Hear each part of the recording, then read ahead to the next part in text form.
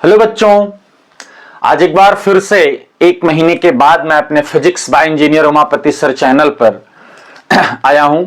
कुछ पारिवारिक काम के कारण मैं पिछले एक महीने से अपने इस चैनल पर कोई वीडियोस अपलोड नहीं किया था। तो जैसा कि मैं प्रॉमिस किया था कि आप लोगों को बोर्ड एग्जाम तक आपको हर टॉपिक के हर चैप्टर के वीडियोस हम अपने चैनल पर प्रोवाइड कराएंगे, उसी सीरीज में आज हम बच्चों की डिमांड पर ही क्लास 11th का एक टॉपिक है जो कि बहुत इंपॉर्टेंट टॉपिक होता है फिजिक्स में। जिस तरीके से आप आगे कॉम्पिटिटिव के जब क्वेश्चंस पे आते हैं, जेईई नीट पे आते हैं, मैं आपको बताऊं ये टॉपिक आपके लिए बहुत ही इंपॉर्टेंट है, क्योंकि ये टॉपिक किसी भी चैप्टर में ऐड कर दिया जाता है न्यूमेरिकल के टाइम पे। टॉपिक का नाम है बेटा सिंपल हार्मोनिक मोशन, यानी शॉर्ट में हम उसको बोलेंगे SHM, यानी सिंपल हार्मोनिक मोशन। बेटा ये टॉपिक ऐसा है कि आप क्लास 12th हो, आपका क्लास 11th का टॉपिक है, फ्लूइड मैकेनिक्स हो, थर्मोडायनेमिक्स हो, इलास्टिसिटी हो, या किसी भी तरीके की कोई भी टॉपिक आप पढ़ रहे हो, जब आप न्यूमेरिकल पे आते हैं तो न्यूमेरिकल में सिंपल हार्मोनिक मोशन को कहीं ना कहीं से ऐड कर ही दिया जाता है। तो वैसी सिचुएशन में आपको घबराना नहीं है, बहुत आसान सा है, छोटा सा टॉपिक। आपको अगर आप उसके सारे रूल रेगुलेशन आप जानते हैं, आपको थोड़ा सा भी कॉन्सेप्ट क्लियर है, देन यू कैन अप्लाई। बहुत आसानी से आप किसी भी न्यूमेरिकल में इस टॉपिक को अप्लाई कर सकते हैं बेटा, ठीक है। तो हम टाइम वेस्ट ना करते हुए इस टॉपिक को देखते हैं। 30 to 40 मिनट में ट्राई करेंगे कि ये टॉपिक हमारा कंप्लीट हो जाए, और नेक्स्ट वीडियोस में हम इसको अप्लाई करके भी दिखाएंगे न्यूमेरिकल्स में। क्लास 11th के स्टूडेंट्स जिनके भी स्कूल में भी फाइनल एग्जाम्स होने वाला है, उनके लिए तो ये बहुत ही इंपॉर्टेंट चैप्टर है, क्योंकि लास्ट में किसी भी, चाहे आप सीबीएसई बोर्ड के किसी स्कूल में फाइनल एग्जाम देने जा रहे हो या आईएससी बोर्ड के किसी स्कूल में फाइनल एग्जाम 11th का देने जा रहे होंगे, तो वहां पर ये चैप्टर तो 100% श्योर है कि आपके पेपर में, आपके एग्जाम में आ ही रहा होगा। तो जरा ध्यान से देखना बेटा। पहली चीज तो होता क्या है, जैसे पीरियोडिक मोशन है। पीरियोडिक मोशन आपको पता है क्या होता है कि कोई भी पार्टिकल एक फिक्स टाइम इंटरवल के बाद अपने पाथ को बार बार रिपीट करे, then motion is called periodic motion. बेटा दो टाइप की पीरियोडिक मोशन होती है। नंबर 1 ऑसिलेटरी या वाइब्रेटरी मोशन। ऑसिलेटरी या वाइब्रेटरी मोशन क्या होती है? जो टू एंड फ्रो फॉर्म में मूव करे, ठीक है। नंबर 2 होती है harmonic motion, simple harmonic motion, जो हमें पढ़ना है इस चैप्टर में। उसमें यह है कि हमारा पार्टिकल जो पीरियोडिकली मूव कर रहा है, that is follow harmonic function. सबसे पहली चीज बेटा, हार्मोनिक फंक्शन क्या है? हार्मोनिक फंक्शन, जैसे मैथ्स के स्टूडेंट को तो थोड़ा कम प्रॉब्लम होती है, जो बायो के स्टूडेंट्स होते हैं एक्चुअली इसमें टेग्नोमेट्री, डिफरेंशिएशन, इंटीग्रेशन का काफी यूज है, तो बच्चे यहां पर परेशान हो जाते हैं, जो स्पेशली बायोलॉजी के स्टूडेंट्स हैं, जो नीट की प्रिपरेशन कर रहे हैं। तो इसमें घबराना नहीं है, बहुत बेसिक सी टेग्नोमेट्री लगती है। ऐसा नहीं कि साइन कॉस देखते ही अपना सेंस आप खो बैठे, इतना टफ नहीं है, बहुत आसान है, ठीक है। तो जरा ध्यान से देखना बेटा, हार्मोनिक फंक्शन हमको दो तरीके का पढ़ना है। Number 1 sine and number 2 cos, यानी कोसाइन। तो साइन का ग्राफ जो होता है बेटा हमेशा इस तरीके से होगा, टाइम के रिस्पेक्ट में, ऐसे 0 से, बिकॉज साइन 0 की वैल्यू 0 होती है, और साइन 360 यानी ये एक साइकिल कंप्लीट हो गई साइन 360 पे, तो t। और कोसाइन का जो ग्राफ होता है बेटा वो इस तरीके से होता है, ऐसे, यानी, और ये जो वैल्यू होती है बेटा इसको बोलते हैं a, यहां पर भी और यहां पर भी है।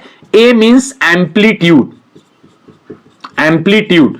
एम्पलीट्यूड यहां क्या होगा, जैसे डिस्प्लेसमेंट अगर आपने वाई एक्सिस पर रिप्रेजेंट कर रखा है, तो एम्पलीट्यूड मींस मैक्सिमम डिस्प्लेसमेंट। अगर कभी आपने वेलोसिटी रिप्रेजेंट कर रखा है, तो जो साइन या कॉस को छोड़ के बाकी इसकी वैल्यू है, दैट इज मैक्सिमम वेलोसिटी। अगर आपने एक्सीलरेशन को रिप्रेजेंट कर रखा है, तो दैट इज मैक्सिमम एक्सीलरेशन, ठीक है। तो एम्पलीट्यूड का मतलब मैक्सिमम वैल्यू, जिस इक्वेशन को हम हार्मोनिक में रिप्रेजेंट कर रहे हैं। टी यहां पर होता है बेटा टाइम पीरियड। टाइम पीरियड आप इसको पहले से भी पढ़ चुके हैं। टाइम पीरियड का मतलब होता है कोई भी पार्टिकल जो पीरियोडिक मोशन में है, एक साइकिल कंप्लीट करने में उसको कितना टाइम लगा। सपोज दैट घड़ी है, घड़ी में सेकंड की सुई है, उसको एक पूरा टर्न कंप्लीट करने में कितना टाइम लगता है? 60 सेकंड, यानी सेकंड की सुई का जो टाइम पीरियड है that will be 60 second. Minute की सुई का पूरा एक कंप्लीट करेगी ऑन 1 आवर में, ठीक है, घंटे की सुई 12 बार में। तो एक पूरा पाथ को कंप्लीट करने में जो टाइम लगता है that is called time period. तो यहां पर टाइम पीरियड को हम डिनोट करेंगे कैपिटल टी से। एक टर्म आएगा एफ, फ्रीक्वेंसी। फ्रीक्वेंसी होती है बेटा जैसे एक सेकेंड में पार्टिकल कितनी बार ऑसिलेट कर रहा है या पाथ को रिपीट कर रहा है, दैट इज कॉल्ड फ्रीक्वेंसी, यानी 1/t। यहां पर एक टर्म आएगा ओमेगा, ओमेगा को बोलेंगे बेटा एंगुलर फ्रीक्वेंसी, एंगुलर फ्रीक्वेंसी।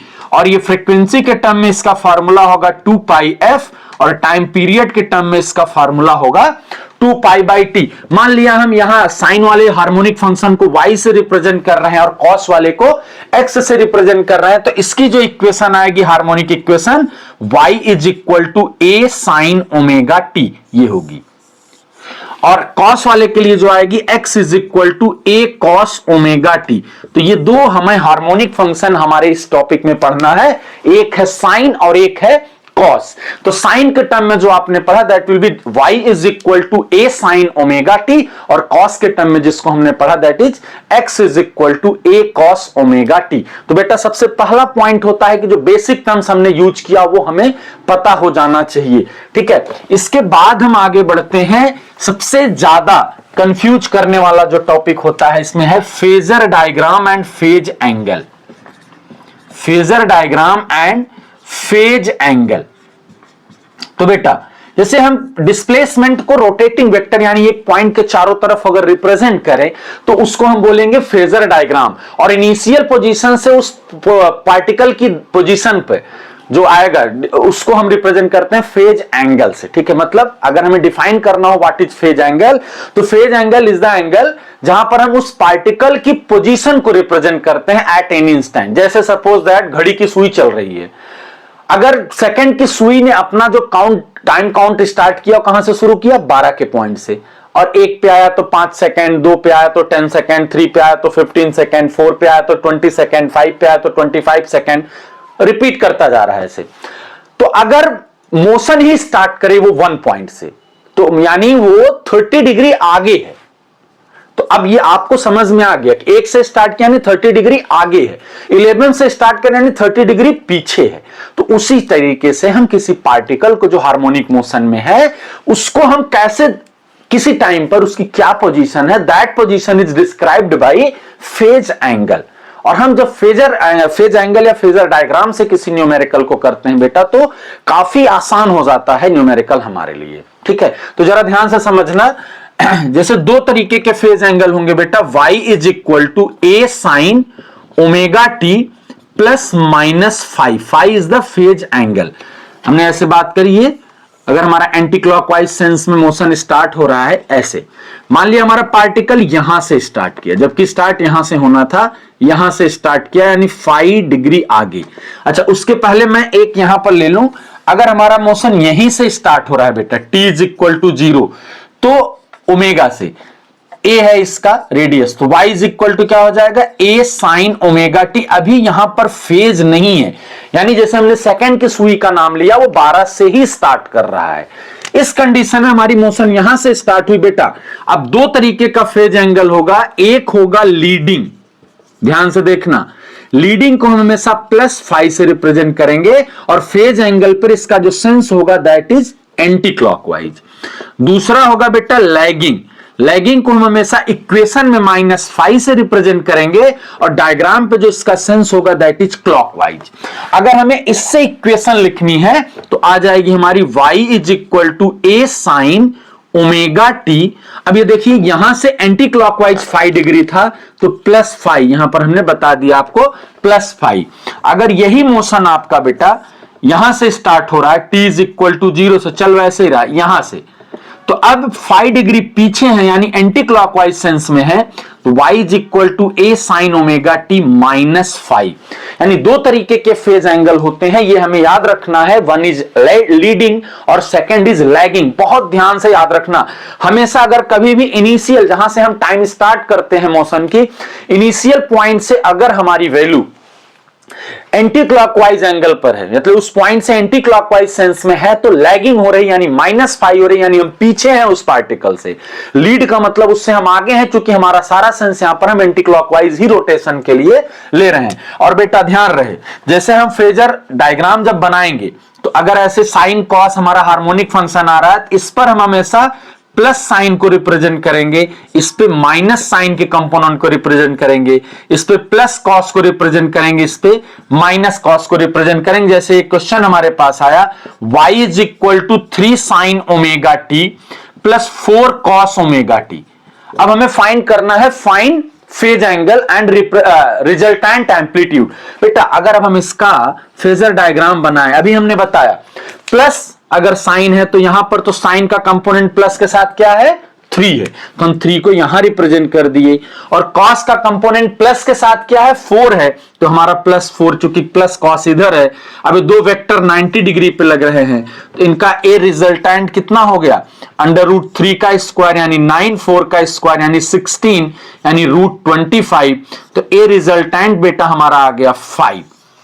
और अगर ये है हमारा फेज एंगल फाई, तो tan phi is equal to parallelogram law लगा दिए 4/3।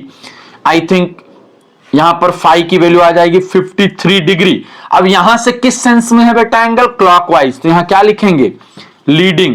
अगर यही नीचे की तरफ होता तो एंगल को क्या लिखते बेटा, लैगिंग लिखते। ठीक है, तो ये एकदम बेसिक से टर्म्स थे, हमें 4 टर्म्स अभी हमने एक्सप्लेन किए, फिर से मैं कर रहा हूं, कंफर्म कर रहा हूं। ए मींस एम्पलीट्यूड यानी maximum value, omega angular frequency, F frequency, T time period, and phi is the phase angle. और किसी भी हार्मोनिक मोशन का जो जनरल इक्वेशन होती है, जनरल इक्वेशन वो ये है, y is equal to A sine omega T plus minus five. +5 का मतलब लीड कर रहा है, -5 का मतलब लैगिंग हो रही है, 5 नहीं दिया है मतलब फेज 0 है। ठीक है, अब हम आते हैं किसी भी सिंपल हार्मोनिक मोशन के इक्वेशन में फार्मूले का बहुत बड़ा रोल है बेटा। 5 क्वांटिटी के फार्मूले और एक तरीका, how can find any formula, मतलब हम कैसे किसी भी मोशन को हार्मोनिक फॉर्म में अप्लाई कर सकते हैं। वो चीज हमें अप्लाई करना आ जाए तो हार्मोनिक मोशन हमारे लिए बहुत आसान हो जाएगा। मान लीजिए कि आप लीनियर मोशन और रोटेशन मोशन से भी इजी हो जाता है, लेकिन उसके लिए हमें पहले हार्मोनिक मोशन को कैसे अप्लाई करना है, ये सारी चीजें आ जानी चाहिए। आने वाला 20 मिनट केवल आप स्क्रीन पे ध्यान से देख लीजिए, आई प्रॉमिस कि हर न्यूमेरिकल आप हार्मोनिक मोशन का इजीली सॉल्व कर लोगे, इस चीज की गारंटी है। ठीक है, तो जरा ध्यान से रहे, स्क्रीन पे ध्यान कंसंट्रेट रहे। हम y का फॉर्मूला, वेलोसिटी का, एक्सीलरेशन का एंड किसी भी मोशन के लिए टाइम पीरियड का, चारों फार्मूले हम यहां पर डिराइव करने चल रहे हैं। जैसे हमारे पास हार्मोनिक मोशन जो है वो सर्कुलर फॉर्म में हो गई, ये देखिए, यानी SHM एज UCM। हम यहां से टाइम इज इक्वल टू 0 से स्टार्ट कर रहे हैं, ओमेगा वेलोसिटी से। O इसका सेंटर है, A इसकी रेडियस यानी मैक्सिमम है, तो हमारा पार्टिकल t सेकंड के बाद यहां पर पहुंच गया बेटा। तो अगर ओमेगा था तो यहां से थीटा इज इक्वल टू क्या हो जाएगा भाई, ओमेगा इंटू टी हो जाएगा। ध्यान से समझना, because angular displacement is equal to angular velocity into time, यानी theta is equal to omega into T. तो हमारी वैल्यू यहां से थीटा की आ गई ओमेगा इंटू टी। ठीक है, तो सबसे फर्स्ट पॉइंट, अगर हम डिस्प्लेसमेंट की बात कर रहे हैं, तो जब हमारा पार्टिकल यहां आ गया बेटा, ओ से चला यहां पी पे आ गया, तो यहां पर अगर इसकी हम ओरिजिन में वैल्यू रखें कोऑर्डिनेट में, तो ये कोऑर्डिनेट हुआ y और ये हुआ x। और अगर ये एंगल थीटा था तो this angle is also theta. तो एक ट्रायंगल हमारे पास बन रहा है, इन ट्रायंगल OPQ। अगर OPQ में हम साइन थीटा अप्लाई कर दें भाई, तो sine theta is equal to हो जाएगा परपेंडिकुलर यानी OQ अपॉन हाइपोटेन्यूस यानी OP। और बेटा OQ की वैल्यू है y एंड OP की वैल्यू है a, बिकॉज ये रेडियस है तो ये भी रेडियस ही होगा। तो y is equal to a sine theta, और थीटा की वैल्यू ओमेगा टी अगर पुट कर दें तो हमारी वही हार्मोनिक इक्वेशन आ गई, y is equal to a sine omega T. अगर हमें मैक्सिमम चाहिए तो y maximum is equal to बेटा आ गया a। अब अगर इसी में हमको जो x वाली इक्वेशन हम अप्लाई करके निकाले थे पीछे, अगर हमें वही इक्वेशन चाहिए होगी तो यहां पर अगर हम cos थीटा अप्लाई कर दें, then we got x is equal to a cos omega t। तो आराम से वो आ जाएगा। बट अभी हम यहां पर बाकी के जो भी फॉर्मूले डिराइव करने चल रहे हैं उसको बेस हम displacement y is equal to a sin omega t ही लेके आगे बढ़ेंगे। उसमें हमें कोई परेशानी होने की जरूरत नहीं है। ध्यान से देखना सेकेंड पॉइंट बेटा, सेकेंड पॉइंट वेलोसिटी। देखिए बस एक रिक्वेस्ट है कि फिर से वही मैं बात दोहराऊंगा, चैनल को सब्सक्राइब जरूर कर लें, वीडियो शेयर करें। अगर आप हमें थोड़ा सा भी सपोर्ट करेंगे तो ये प्रॉमिस करता हूं कि आने वाले 1-2 महीने के अंदर हम अपने इस सेटअप को कंप्लीटली चेंज करेंगे। ठीक है, अभी हम बहुत छोटे से बोर्ड से आप लोगों तक अपने कंटेंट को डिलीवर कर रहे हैं और आने वाले 1-2 महीने में अगर थोड़ा सा भी आप लोगों का सपोर्ट मिला तो ये मेरी प्लानिंग है कि हम नए सेशन से, आने वाले बच्चों के लिए नए सेशन से बोर्ड, जेई और नीट की फिजिक्स का फ्री ऑफ कॉस्ट और कंप्लीट सॉल्यूशन आप लोगों के बीच में लेके मैं आऊंगा। ठीक है, तो उसके लिए थोड़ा सा अगर आप लोगों का सपोर्ट मिलेगा तो उससे हम भी थोड़े से मोटिवेट होंगे आगे काम करने के लिए। और ये जो भी है इसके लिए हमारा ऐसा कुछ नहीं कि पैशनेट है, हमें बहुत नाम चाहिए, बहुत ज्यादा, ऐसा कुछ नहीं है। बस हमारी चाहत यह है कि हमारे पढ़ाने से अगर एक बच्चे को एक सेशन में हेल्प मिल जाएगी तो हमारी ये जो एक्स्ट्रा वर्क है, एक्स्ट्रा मेहनत कर रहा हूं, ये मेरी सफल हो जाएगी बेटा। तो ध्यान देना है, थोड़ा बहुत अगर पढ़ लोगे तो सीधी सी बात है कि आप अपने माँ बाप के पैसे को सेव कर सकते हो। अननेसेसरी कहीं कोचिंग ट्यूशन पढ़ने से तो लाख गुना बेहतर होगा।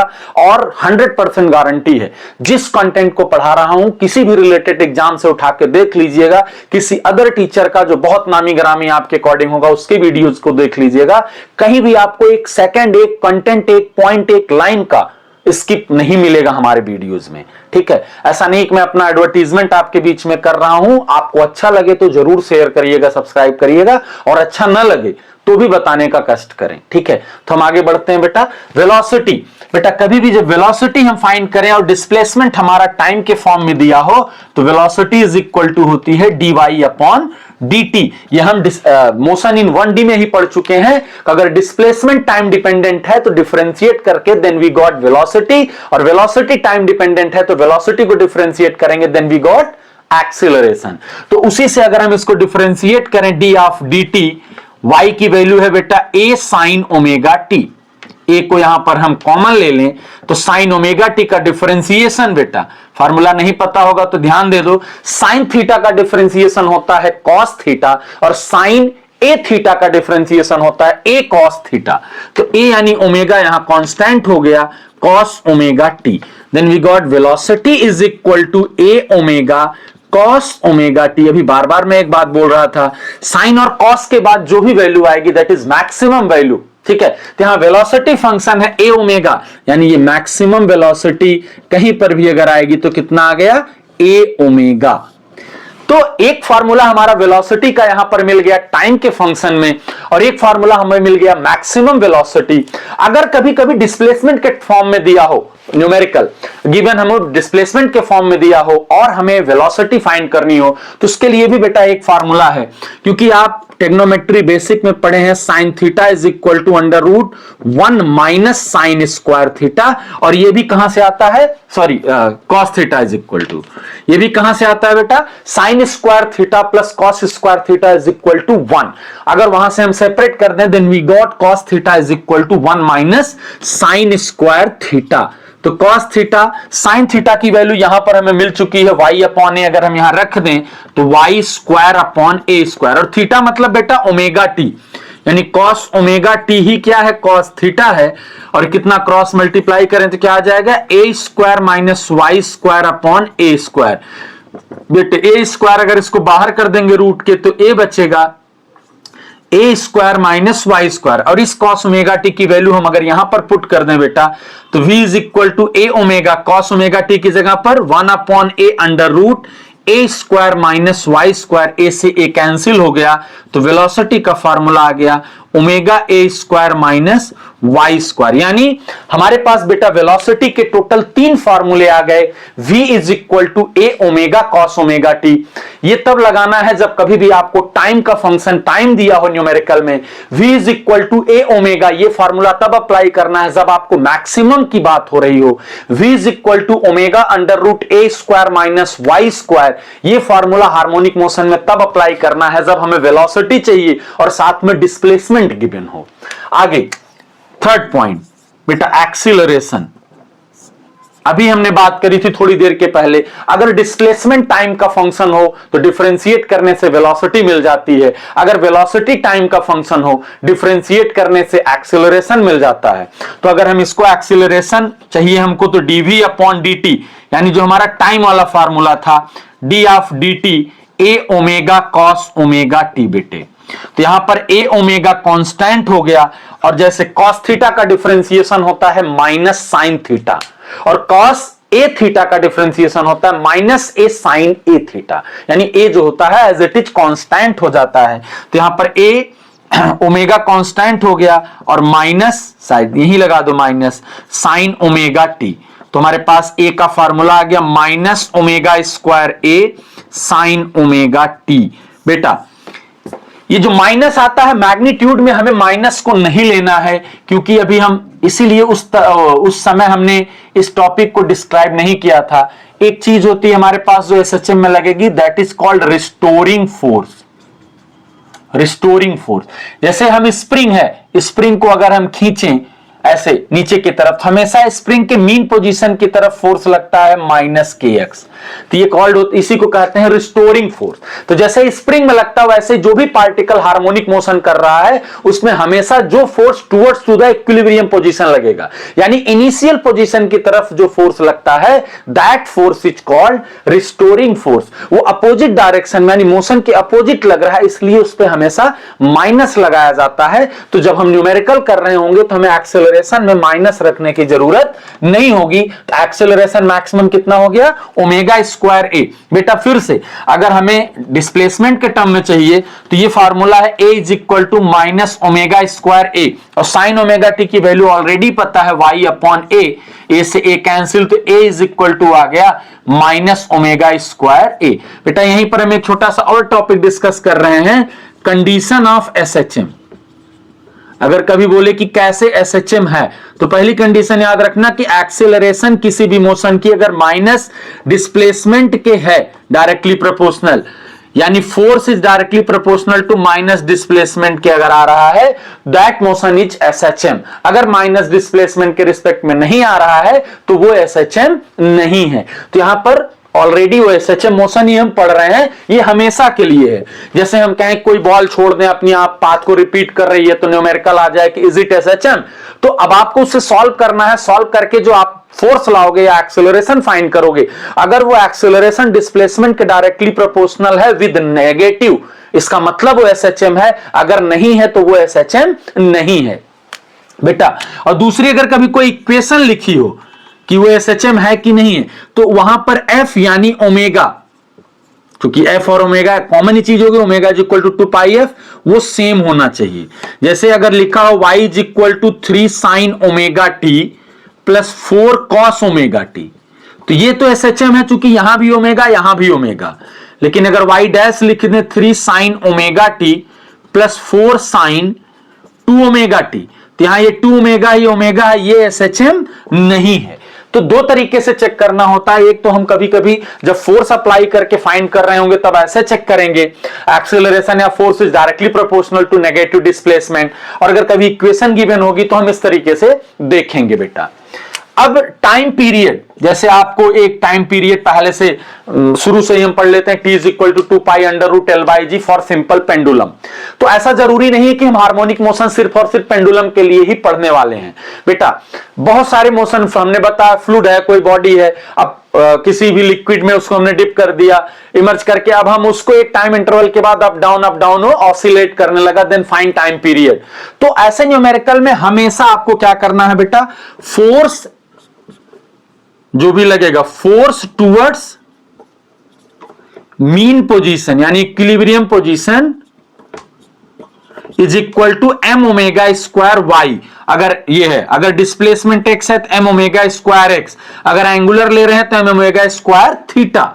यानी यहां पर अगर हम बात करें तो एफ जो भी लेना होगा वो हम इस तरीके से सॉल्व करेंगे, यानी हमेशा इससे हम सिंपल हार्मोनिक मोशन को ब्रेक करेंगे और किसी भी तरीके का मोशन होगा उसे हम सॉल्व कर लेंगे। अभी हम दो मोशन करके दिखाएं बेबी, एक सिंपल पेंडुलम दिखाते हैं और एक स्प्रिंग अभी हम आपको रिजॉल्व करके दिखाएंगे। और किसी के लिए भी टाइम पीरियड अगर हमें निकालना है तो a is equal to omega square Y, omega is equal to a upon Y under root में, और ओमेगा होता है 2 बाई टी, रेसिप्रोकल कर दीजिए t upon 2 Y by a। तो यहां से t is equal to 2 under root displacement upon acceleration करेंगे। हमें किसी का भी अगर हमें टाइम पीरियड फाइंड करना है तो वो इजीली फाइंड हो जाएगा।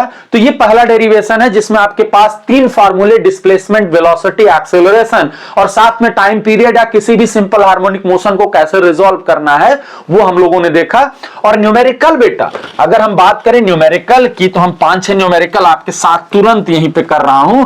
अगर फार्मूला आपको पता है तो मैं प्रॉमिस करता हूं न्यूमेरिकल कितना आसान होता है, जरा देखिए। जैसे एक न्यूमेरिकल आ गया बेटा, if maximum velocity and acceleration are 10 meter per second and 100 meter per second, then find time period of SHM। अब यहां पर क्या दिया है, मैक्सिमम वेलोसिटी भाई, तो मैक्सिमम वेलोसिटी का फॉर्मूला होता है a ओमेगा, यानी a ओमेगा की वैल्यू दे रखा है 10। एक्सीलरेशन मैक्सिमम यानी ओमेगा स्क्वायर ए, अभी फार्मूला पिछली स्लाइड में ही देखा हमने, 100।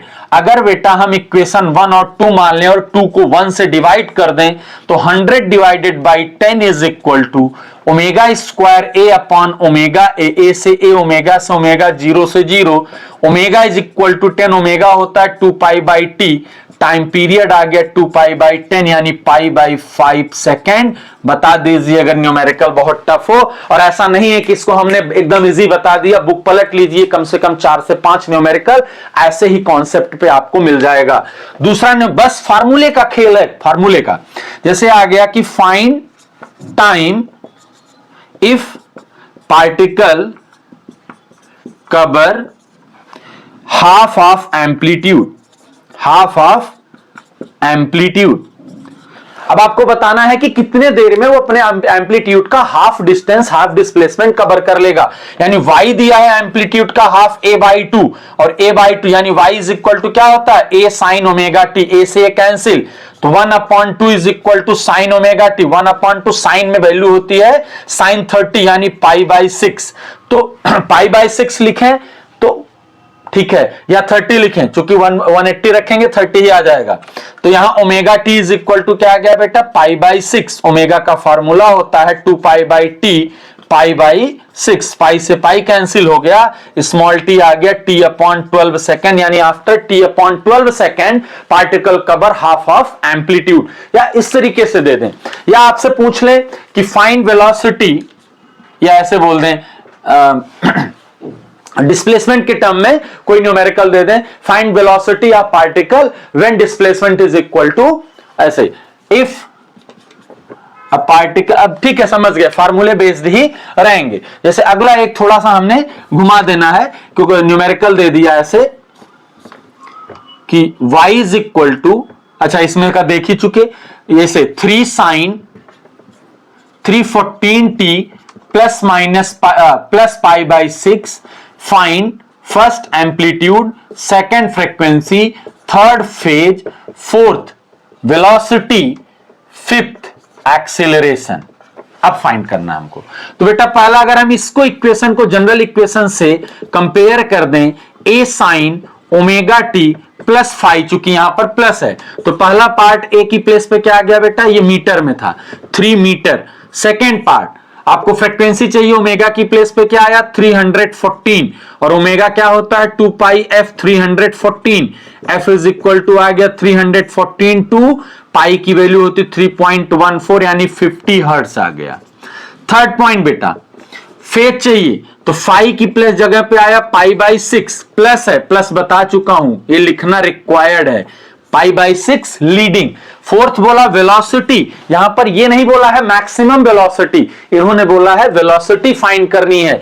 तो वेलोसिटी हमें डिस्प्लेसमेंट भी नहीं पता है, टाइम भी नहीं पता है, तो यहां पर हम अभी थोड़ा सा चेंज कर दे रहे हैं, maximum velocity and maximum acceleration, क्योंकि अगर हमें वेलोसिटी पूछेंगे तो वो भी हम ऐड कर दे रहे हैं। Sixth, velocity and acceleration at a/2, मतलब हाफ हाफ एम्पलीट्यूड पे कितनी वेलोसिटी होगी, यहां पर हम यहां पर लिख दें 3 मीटर चला एट 2 मीटर, या वो बोल सकते थे किसी टाइम पे। तो पहले फोर्थ निकालिए, v मैक्सिमम कितना हो गया बेटा, a ओमेगा होता है, तो a है हमारे पास 314 मीटर पर सेकेंड।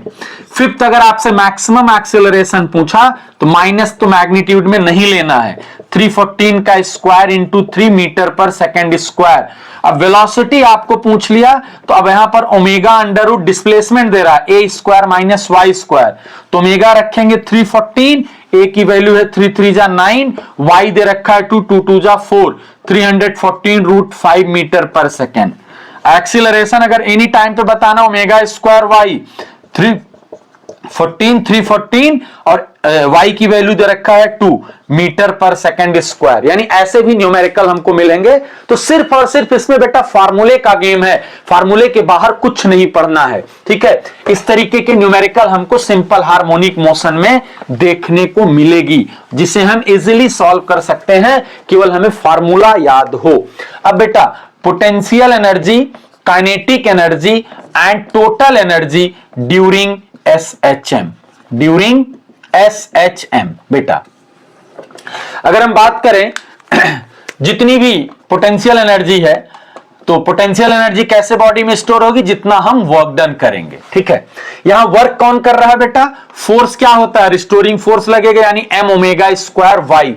फिर से बेटा हम उसी पॉइंट पे आ जाते हैं, अगर कभी भी फोर्स हमारा वेरिएबल है, यानी डिस्प्लेसमेंट के फॉर्म में वेरी कर रहा है, फोर्स हमारा डिस्प्लेसमेंट का फंक्शन है, उस कंडीशन में बेटा जब भी डिस्प्लेसमेंट का फंक्शन होता है, तो उस कंडीशन में जो हमारा फोर्स लगता है, फोर्स अगर डिस्प्लेसमेंट का फंक्शन है यानी वेरिएबल है, उस कंडीशन में हम जो वर्क फाइंड करते हैं, वर्क फाइंड होता है हमेशा इंटीग्रेशन से, ठीक है। हमेशा इंटीग्रेट करके ही वर्क आप फाइंड कर सकते हो।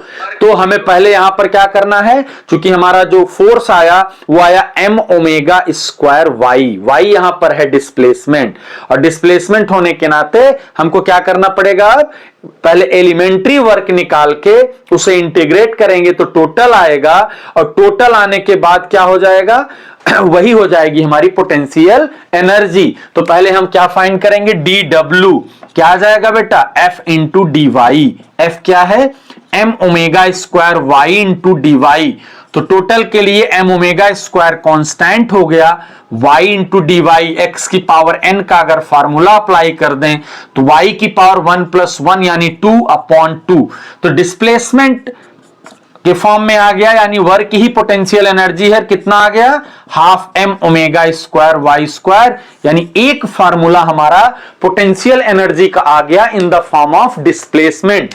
अगर हम टाइम के फॉर्म में लिखें तो चूंकि हमें पहले से पता है y = a sin omega t, अगर ये वैल्यू यहां पर पुट कर दें तो EP = 1/2 m omega square a square और साइन स्क्वायर ओमेगा टी। बेटा तो हमारे पास पोटेंशियल एनर्जी के दो फार्मूले आ गए, एक फार्मूला हमारा आया in the form of displacement और वो है half m omega square Y square, और दूसरा फार्मूला है हमारा 1/2 m omega square a square sine square omega T, यानी in the form of time. ये हमें समझना होता है न्यूमेरिकल के टाइम पर किस तरीके का गिवन दिया है, उस अकॉर्डिंग फार्मूला आपको अप्लाई करना पड़ता है। अब बेटा काइनेटिक एनर्जी, तो काइनेटिक एनर्जी तो आपको पहले से ही पता है, basic formula is half mv square. फिर से उसी पॉइंट पे आता हूं, एक फार्मूला आपका पास है velocity is equal to a omega cos omega T, यानी अगर हम टाइम वाला रखेंगे तो टाइम के टर्म में आ जाएगा, और एक फार्मूला है डिस्प्लेसमेंट का a square minus Y square, तो डिस्प्लेसमेंट वाला रखेंगे तो kinetic energy in the form of displacement आ जाएगी। तो अगर इसको हम यहां पर रख दें तो ek is equal to half m, v की प्लेस पर रख दिया ओमेगा स्क्वायर a स्क्वायर बेटा कॉस स्क्वायर ओमेगा टी, ये आ गया। अगर ये वाला फार्मूला रख दें then we got ek is equal to half m, इसका स्क्वायर करेंगे तो omega square A square minus Y square. अब बेटा अगर टोटल एनर्जी निकालनी है तो क्या हो जाती, ई के प्लस ईपी। तो ई के अगर हम इसको ब्रैकेट ओपन करके लिख दें तो half M omega square A square minus half M omega square Y square, और एक फार्मूला यहां पर पोटेंशियल का half M omega square Y square. ये कैंसिल हो गया, पूरा सेम है, साइन डिफरेंट है, तो half M omega square A square. यानी जो टोटल एनर्जी है वो ना तो टाइम का फंक्शन है और ना ही डिस्प्लेसमेंट का फंक्शन है, यानी वो यही रहेगी हमेशा।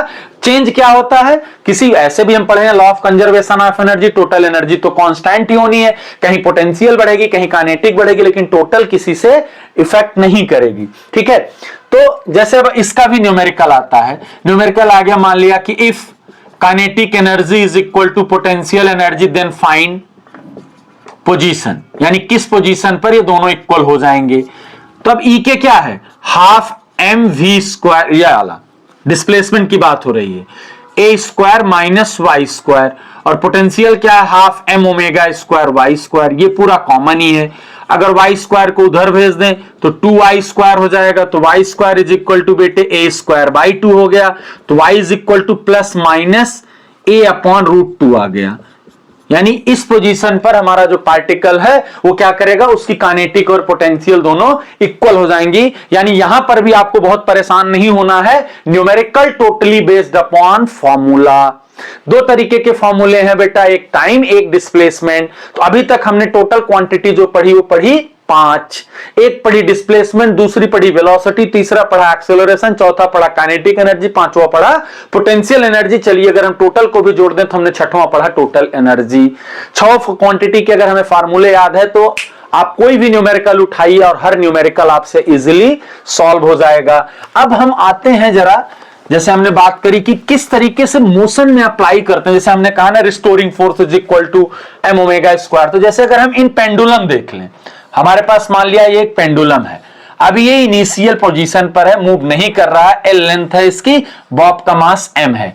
अब यहां पर मूव करके आ गया, मान लिया कितना डिस्प्लेसमेंट कवर किया बेटा वाई, और एंगल कितना किया थीटा। अगर हम बेसिक टर्म से आते हैं कैसे अप्लाई करते हैं फार्मूला, तो आपको भी पता है T is equal to 2 pi under root L by G, लेकिन कैसे हम हार्मोनिक मोशन को इस पे अप्लाई करते हैं जो हमने बताया, क्योंकि इजी कॉन्सेप्ट से अगर हम चलेंगे तो आगे हमें किसी में भी अप्लाई करने में कोई प्रॉब्लम होने वाली नहीं है बेटा।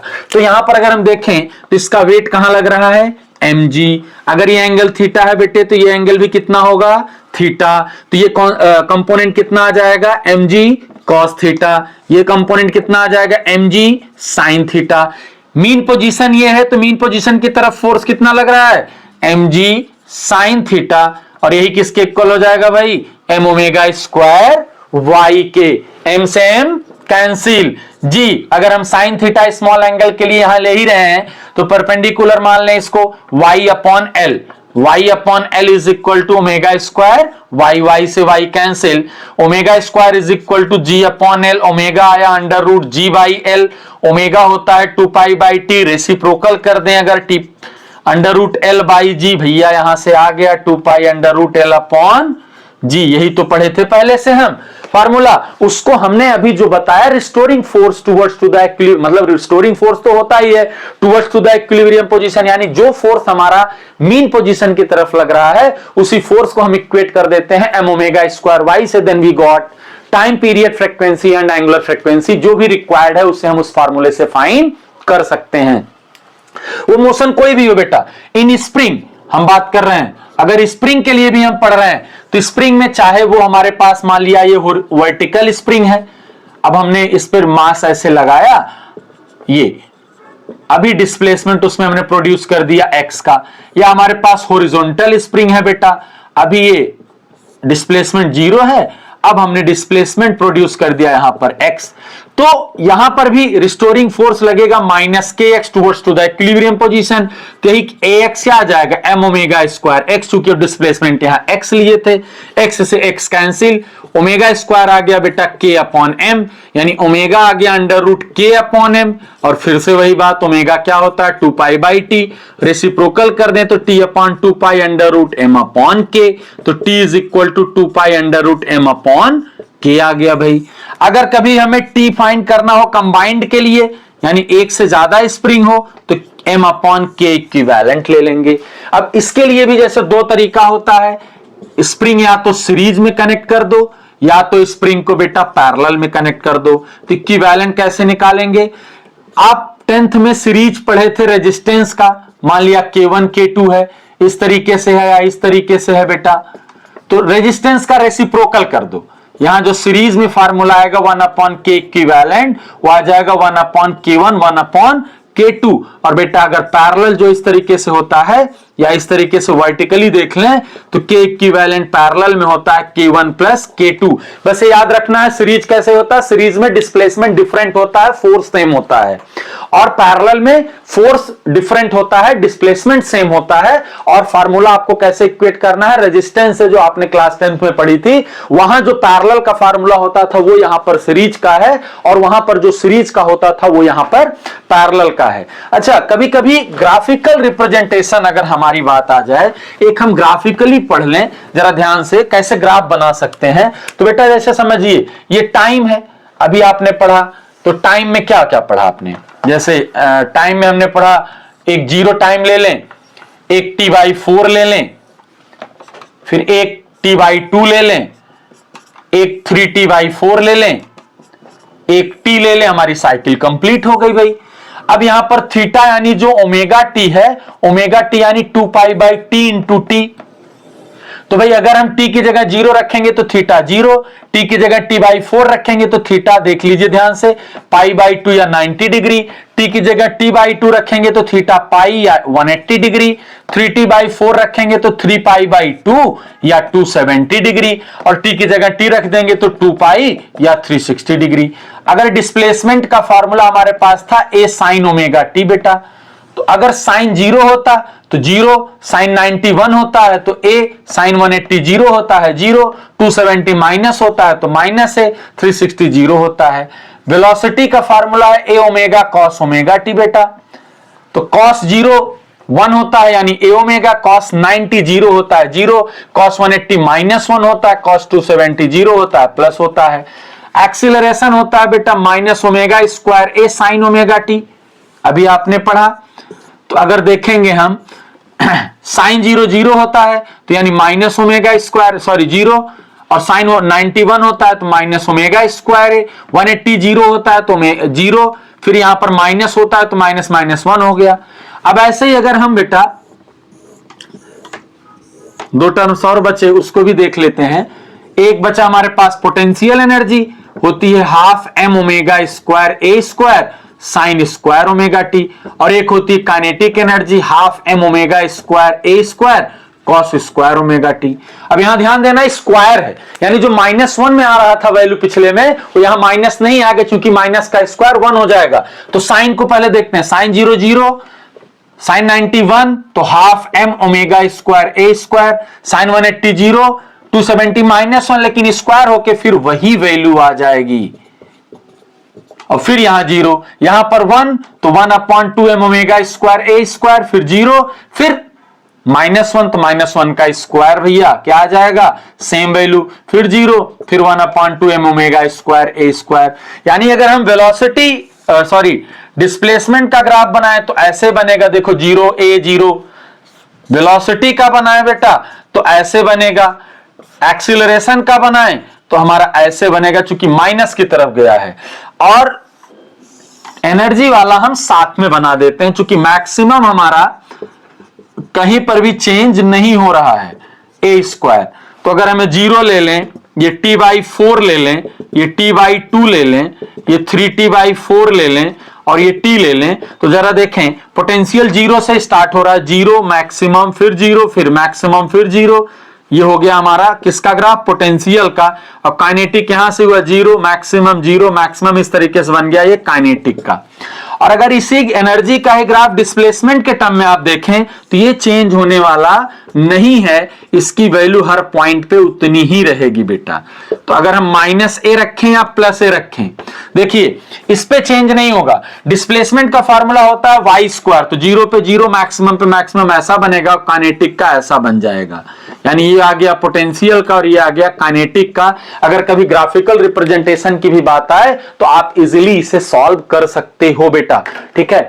तो एसएचएम में अभी हमने एक छोटे छोटे फार्मूला बेस्ड न्यूमेरिकल भी साथ में लेके चले हैं। एक वीडियो अभी हम हार्मोनिक मोशन का सिर्फ और सिर्फ जेई और नीट के न्यूमेरिकल का बनाएंगे। बोर्ड बेसिस के लिए आपको कुछ नहीं करना है, मैं गारंटी लेता हूं। पूरा वीडियो एक बार 40-45 मिनट का ध्यान से देखिए। उसके बाद आपके पास नूतन है, आपके पास प्रदीप है, आपके पास एनसीईआरटी, आपके पास कोई भी बुक है, अनसॉल्व एक्सरसाइज उठाइए, 1 बाय 1 क्वेश्चन फॉर्मूला बेस्ड है। गिवन लिखिए, यूनिट चेक करिए, फार्मूला देखिए कौन सा लग रहा है। सिर्फ और सिर्फ 5 फार्मूले फिर से मैंने पीछे लिख दिए हैं, या फिर से आप एक बार एक पेज पे 6-7 फार्मूले जो हैं उनको लिख लीजिए, गिवन लगाइए और न्यूमेरिकल करते जाइए। अगर फिर भी आपको कोई प्रॉब्लम होती है तो फिर से मैं आपको बताऊंगा, नीचे स्क्रीन पर मेरे नंबर्स लिखे हुए हैं। किसी भी बच्चे को किसी भी तरीके का कोई डाउट है, आप मुझे बताइए, उसको मैं सॉल्व करने की पूरी कोशिश करूंगा। अगर आपसे न्यूमेरिकल्स नहीं हो रहे हैं तो प्लीज विदाउट एनी हेजिटेशन आप मुझे कांटेक्ट करें, मैं पूरी एक्सरसाइज का वीडियो भी अपलोड कर दूंगा। ओके, तो स्वस्थ रहो, मस्त रहो, मेहनत से पढ़ो, आगे बढ़ते रहो। और अभी आप क्लास 11th में हो, कुछ दिन के बाद आप 12th में आ जाओगे। बेटा जब 12th स्टार्ट होता है तो टाइम का पता नहीं चलता है। अभी आपके पास 1-2 महीने का क्रीम टाइम है, प्लीज इसे यूटिलाइज कर लो, नहीं तो 12th में जाने के बाद ये सारे टॉपिक्स ही आपको पागल बनाएंगे, परेशान करेंगे। चाहे वो काइनेमेटिक्स हो, चाहे वो लॉज ऑफ मोशन हो, चाहे वो वर्क एनर्जी पावर हो, चाहे वो रोटेशनल मोशन हो, और उन्हीं से जैसा हार्मोनिक मोशन। बीच के चैप्टर्स की बात मैं ज्यादा नहीं करूंगा क्योंकि उन्हें तो आप कभी भी रट सकते हैं, फार्मूला बेस होता है, बहुत परेशान करने वाले टॉपिक नहीं है, चाहे वो ग्रेविटेशन हो, इलास्टिसिटी हो, फ्लूइड हो या फिर थर्मो हो। लेकिन ये सारे जो टॉपिक 11th के हैं बेटा, linear motion, motion in 2D, laws of motion, rotation motion और फिर सिंपल हार्मोनिक मोशन, ये आपको 12th में भी कॉम्पिटिटिव अप्रोच पे बहुत काम आता है। और परेशानी तभी होती है जब आपको बेसिक कॉन्सेप्ट में प्रॉब्लम होती है। तो 40-45 मिनट अगर मानो तो कुछ नहीं, उतनी देर तो आप दुनिया भर की फालतू की रील देखने में व्यस्त हो जाएंगे, परेशान हो जाएंगे और वेस्ट कर देंगे। आप 1 घंटे का टाइम दीजिए और गारंटी लीजिए कि हार्मोनिक मोशन आज ही सीख लेना है। नहीं आएगा, नहीं समझ में आएगा तो आपके लिए हम हैं, आपकी हेल्प करने के लिए 24x7x363 हमेशा मैं हाजिर हूं, विदाउट एनी कॉस्ट, बिना किसी फीस के। उमापति सर आपके साथ हमेशा हैं। तो मेहनत करिए, पढ़ते रहिए, और जो भी प्रॉब्लम हो, प्रॉब्लम को अंदर दबा के मत रखिए, हेजिटेट नहीं होना है, पूछ लेना है। आज अगर पूछ लोगे तो आगे प्रॉब्लम नहीं होगी। Thank you.